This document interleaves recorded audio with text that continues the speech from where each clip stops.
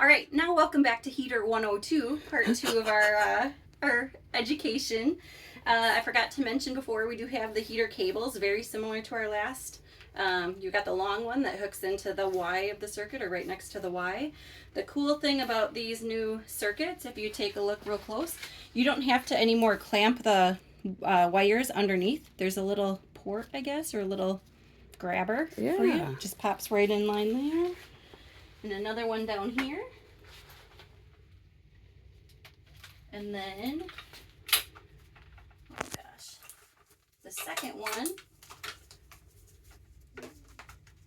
will come out and go right down here.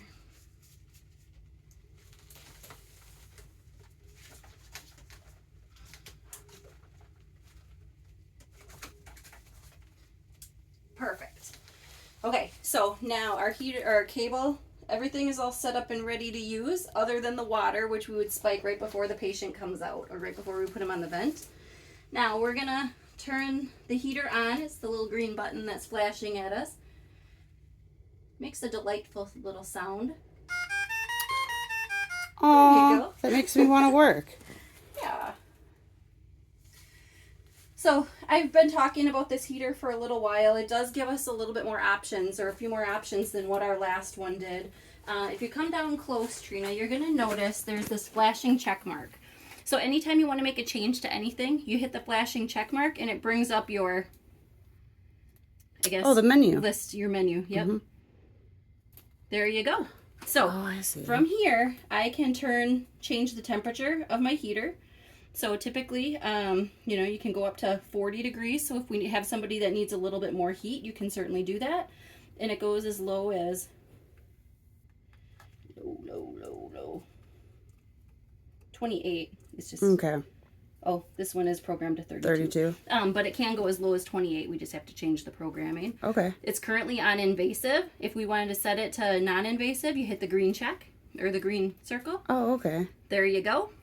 This heater also has functionality that we can make it more or less humid depending on what we want, depending on the rainout in the circuit. If you have a very dry room, you can hit the little water drop and you'll see that little blue dot moved over. That's going to make that circuit a little more humid, so give it a little bit more humidity. If there's a fan running and there's a bunch of humidity running, the room is very cold and you want to dry that circuit out, you hit the sun. It sounds like, again, I don't have experience with this heater, but you don't have to go all the way to the sun because it would get very dry, or all the way to the little raindrop. It'd get very humid. Okay. So keep it right in the middle for now. And then the last thing that's really cool about this one is there's the pause button down here. So this pause button, you can set for how long you want the temperature to pause. Oh, cool. So the circuit will hold the temperature that it's set to, so for 15 minutes. Typically, we would use that pause if we're running nebulizers. So when you are running a nebulizer currently, your heater may end up with issues or start alarming because it's getting cool from the nebulizer running. Mm-hmm.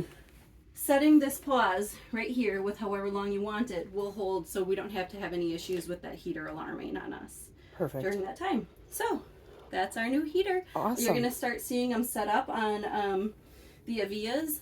We've got a couple on the high flows right now, OptiFlows. We are going to be getting some new OptiFlow nasal cannulas. Right now, these do fit within the new circuits that we have, so it's okay to use these ones. If you have any questions, Eric is a good resource. He uses these. Marcia said she's used them in the past. Otherwise, ask me and I'll get you an answer. Thanks. All right. Thank you.